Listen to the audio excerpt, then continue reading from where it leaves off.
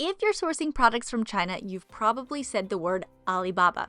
But here's the problem. Most buyers don't actually mean the same thing when they say it. Some mean Alibaba and some mean AliExpress. Others are really thinking about DHgate. And this confusion, it leads to bad sourcing decisions, unrealistic expectations, and expensive mistakes. So in this video, we're going to break down Alibaba International versus DHgate versus AliExpress, what each platform is actually designed for, and how to choose the right one based on your business goals, not just price or convenience. Let's get into it. When most people say Alibaba, they're lumping together very different platforms. Here's the reality. Alibaba International, which is Alibaba.com, is large-scale B2B sourcing. AliExpress is cross-border B2C retail, and DHgate is small-batch B2B exports, mostly for online sellers. The problem is buyers expect factory-level customization from retail platforms or Amazon speed delivery from industrial supply chains. Both of these are very unrealistic and costly. Same logos, similar layouts, completely different outcomes. To be fair, the confusion makes sense. All three platforms share China-based suppliers, search and browse listings, escrow-style payments, low MOQs compared to traditional sourcing, cross-border shipping options, but similar interfaces do not mean similar risk, quality control, or compliance standards. Think of it like this. Just because two cars have steering wheels doesn't mean that one isn't a go-kart and the other isn't a freight truck. Quick pause here. If this breakdown is helpful so far, hit that like button. It helps out the channel and it tells us to make more sourcing content like this. And just to say thank you, here's a picture of a cat racing a dog. All right, back to it. Let's talk about Alibaba International, or Alibaba.com. This platform is built for professional procurement. It is best for OEM, ODM manufacturing, private label and branded products, medium to large order volumes, long-term factory relationships. Its strengths are that it does factory direct pricing at scale. It does custom tooling, molds, packaging, contracts, inspections, and audits. There's better IP control when managed correctly. Does have some limitations, however. Here are the limitations. It has long lead times, often 30 to 90 or more days. It requires sourcing experience. It's not designed for one-off or tiny orders. Alibaba International is powerful, but only if you know how to manage factories, quality control, and risk. Now let's talk about DHgate. DHgate sits between Alibaba and AliExpress. It is best for product testing, short-term resale, small wholesale orders, drop shipping trials. It's got a lot of strengths. It has extremely low MOQs, ready-to-ship inventory. It has a faster turnaround than factory production.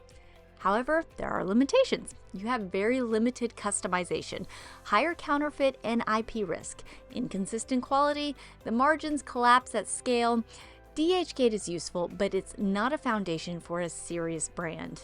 Finally, we have AliExpress. AliExpress is not a sourcing platform. It is a cross-border retail.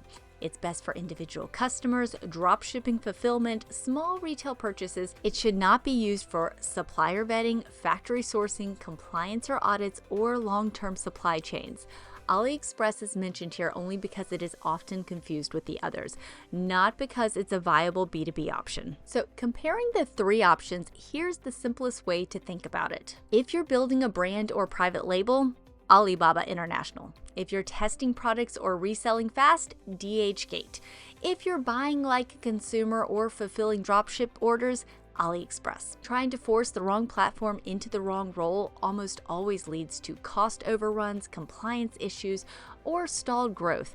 Platform choice is a strategic decision, not a shortcut. That being said, no platform is low risk by default. When sourcing through Alibaba International, buyers should understand that the platform's built-in vetting tools are limited, while features like trade assurance and supplier badges provide surface-level signals. They do not replace proper due diligence. Independent factory audits, pre-shipment inspections, enforceable contracts, and clear IP protections are essential to managing risk. Alibaba International can support scalable sourcing, but only when paired with disciplined supplier verification and quality control processes. DHgate carries a higher inherent risk profile, particularly around counterfeits and supplier transparency. Many sellers operate as traders rather than factories, which limits visibility into production capabilities and quality systems. As a result, quality variance is common, especially across repeat orders.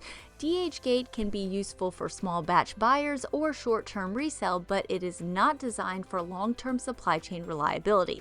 With AliExpress, risk exists at the retail level rather than the procurement level.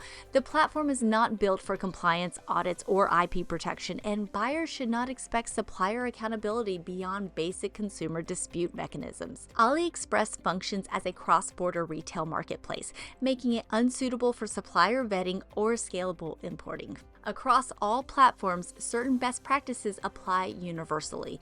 Buyers should never rely solely on listing photos, which are often reused or misleading. Requesting real facility or warehouse images helps confirm basic legitimacy. Verifying business licenses and relevant certifications is critical before placing meaningful orders. Finally, the first transaction should always be treated as a test order rather than a commitment, regardless of the platform or supplier claims. In conclusion, these platforms are not interchangeable. Alibaba International is scalable B2B sourcing. DHgate is small batch buying and short-term resale. AliExpress is retail, not procurement. If you're going to use a Chinese platform to buy internationally, choosing the right one early on is one of the highest leverage decisions an importer can make. For the full guide to differentiate between the three, click the link in the description box below. Let me know in the comments, have you used one of these platforms and what was your experience? That's it for this video. Don't forget to subscribe for more China sourcing and supply chain breakdowns, and I will see you in the next one.